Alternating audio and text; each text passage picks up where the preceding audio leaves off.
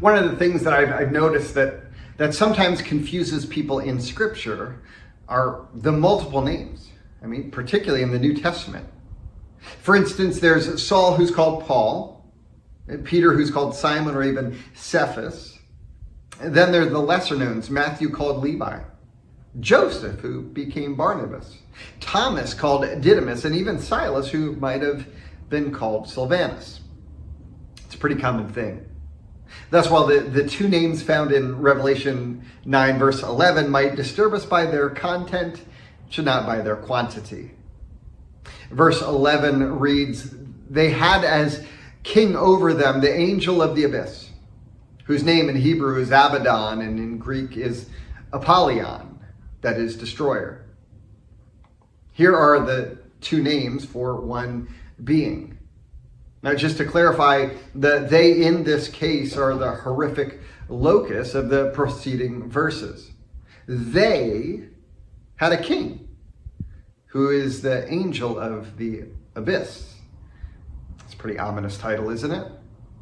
While the locus of a natural variety go do and eat whatever they want, these locusts have a king and they follow a command. The king's name, as we read, is given in both Hebrew and Greek.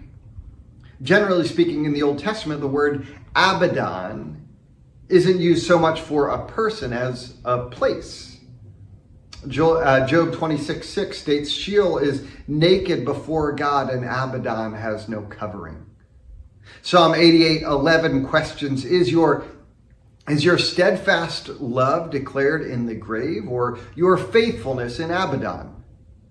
Now, Abaddon was initially used to describe the world of the dead, but subsequently became synonymous with the one who rules there. The name destroyer is equally fascinating. Remember the context we've been looking at. The trumpets in Revelation draw on the plagues of Egypt in Exodus.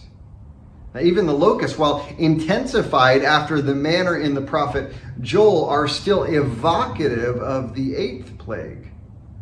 When the 10th plague comes in Exodus 12, the Lord told Moses that the blood of the Passover lamb will be a sign for you on the houses where you are, and when I see the blood, I will pass over you. No destructive, there's the word, no destructive plague will touch you when I strike Egypt. In verse 23 of the same chapter, we're told, when the Lord goes through the land to strike down the Egyptians, he will see the blood on the top and sides of the door frame and will pass over that doorway, and he will not permit the destroyer to enter your house and strike you down. You see the connection? I mean, in Exodus, the destroyer wasn't allowed to harm those whose homes bore the blood of the Lamb. In Revelation, those who followed the destroyer's command were not allowed to harm those who did not have the seal of God on their foreheads, which of course we know is the blood of the Lamb. Now, here's what we can take away from this. The first is that the gods giving rebellious humanity exactly what they wanted in this passage. That as you wish for a world in which God does not rule, this is what happens. He relents, and all hell breaks loose. You wanted free of God's dominion. Well, sorry to tell you, it's not free. Apart from God's dominion, the world falls victim to the dominion of another, and it's far less gracious.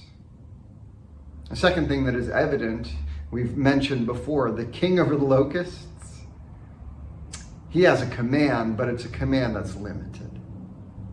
That is, he is on a short rope. And when his usefulness ceases, he will be subject to the very destruction he's so famous for inflicting. Have a great week.